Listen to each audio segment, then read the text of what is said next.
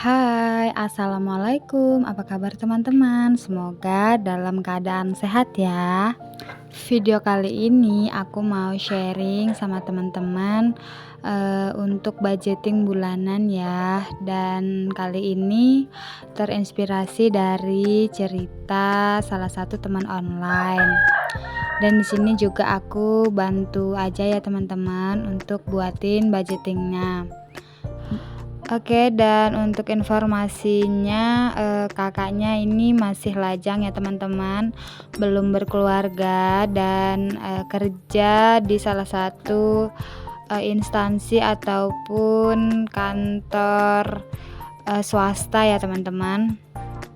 Dan, Kakaknya kepingin gitu ya, suatu saat, bisa berhenti bekerja dan memiliki usaha gitu. Jadi, dia itu pengen gitu ya punya modal sendiri untuk buka usaha.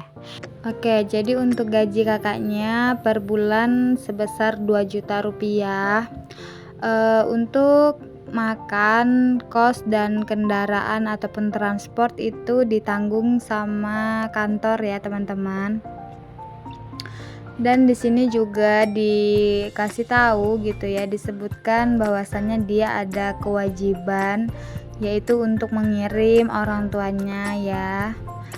Dan juga ada kewajiban ya yang dari kantor itu harus punya tabungan ya. Mungkin ini tujuannya nanti kalau pulang kampung lebaran itu ada uang pegangan gitu kan.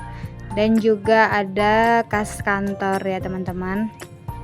Oke, jadi untuk gaji 2 juta per bulan, Kakaknya punya kewajiban sebesar 1 juta untuk mengirim orang tua, dan ini sebenarnya tidak diminta orang tua ya, cuman Kakaknya aja berinisiatif untuk, memberikan 1 juta untuk orang tuanya, separuh gajinya gitu lah teman-teman.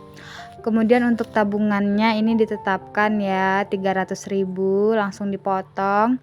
Kemudian untuk kas kantor 50.000. Jadi untuk jumlah kewajiban selama 1 bulan itu ada 1.350.000. Dan kakaknya ya seperti yang disebutkan tadi, suatu saat kalau dia berhenti bekerja, dia kepengen punya usaha ya, mungkin usaha kecil-kecilan gitu. Jadi dia ingin nabungnya dari sekarang gitu kan. Ya walaupun dia udah ada tabungan di kantor, mungkin tabungan itu ada alokasinya sendiri.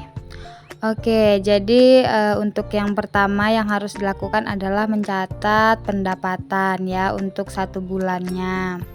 Kemudian menjumlahkan seluruh kewajiban. Nah, di sini kewajiban seluruhnya ada 1.350.000. Selanjutnya kita lihat ya sisa gajinya. Sisa gaji kakaknya selama 1 bulan setelah dikurangkan kewajiban adalah Rp650.000. Nah, jadi untuk sisa gaji inilah akan kita kelola lagi ya teman-teman. Ya walaupun untuk makan, tempat tinggal dan transport itu ditanggung dari kantor, tapi kan yang namanya juga masih lajang gitu ya, pasti ada kebutuhan tersendirinya ya. Di sini nggak disebutkan, cuman aku berpikir bahwasannya pasti ada keperluan seperti body care ya, seperti sampo, sabun mandi, odol, dan lain sebagainya. Itu aku buat aja anggarannya Rp50.000 selama 1 bulan. Oh iya teman-teman, ini Rp50.000 agar cukup itu kita belinya jangan yang langsung gitu ya, jangan semuanya langsung dibeli. Contohnya aja, kita apa dulu nih, misalnya kan, yang mau kita beli itu misalnya sabun, itu pun kita jangan beli yang mahal gitu ya, kita sesuaikan aja sama keuangan kita. Kemudian ada juga kebutuhan untuk skincare gitu ya, kayak, facial wash ya, ataupun di sini aku tuliskan juga ya seperti make up ataupun parfum, karena mungkin ini dibutuhkan ya karena kakaknya bekerja. ini aku tuliskan aja 80.000.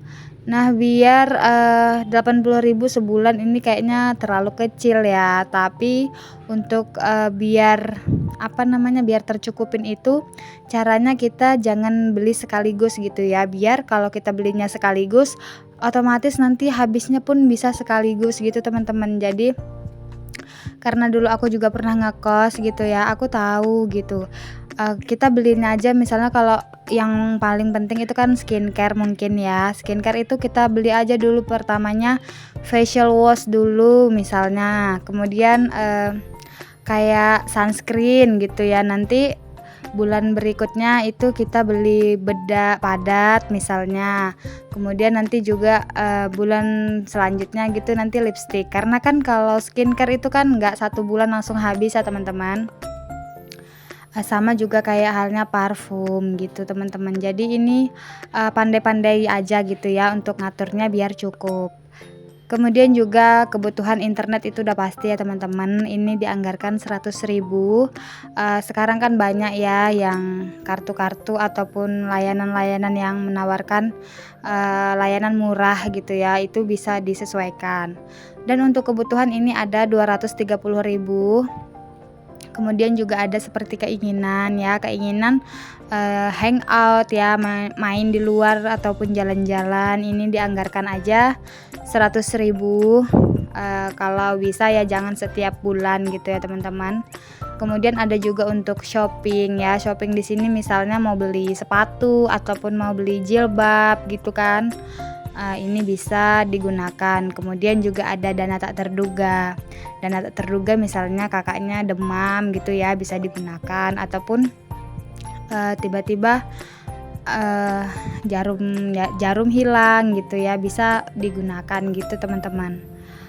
Kemudian, sisa dari gajinya itu setelah untuk memenuhi kebutuhan dan keinginan ada 220.000. Inilah yang bisa ditabung sama Kakaknya. Jadi di sini, aku saranin ya nggak apa-apa kita sedekah walaupun kecil, tetapi, kita ikhlas gitu ya 20.000 dianggarkan. Ini boleh dikasih sama teman ataupun, siapa yang mau kita kasih gitu boleh ya teman-teman, atau kita masukkan ke infak di masjid juga boleh. Kemudian ada juga dana darurat ini 50.000 dan untuk tabungan modal usahanya 150.000. Nanti kalau misalnya ini terkumpul setahun itu kan lumayan ya teman-teman. Jadi, nggak masalah ya, walaupun ini nominalnya masih kecil, yang penting Kakaknya bisa konsisten gitu ya, insya Allah, bisa mencapai, keinginan. Dan di sini, juga kalau misalnya Kakaknya itu nggak mau shopping keluar ataupun dana tak terduga tidak terpakai, bisa juga, untuk kebutuhan yang kurang ya, substitusi silang lah gitu ya, saling, mmm, mendukung gitu ya. Misalnya kalau keinginan mungkin bulan itu Kakaknya nggak ada niat untuk main ataupun belanja, bisa digunakan untuk kebutuhan gitu teman-teman. Oke, jadi, ini aja yang bisa aku share, semoga bermanfaat. Wassalamualaikum.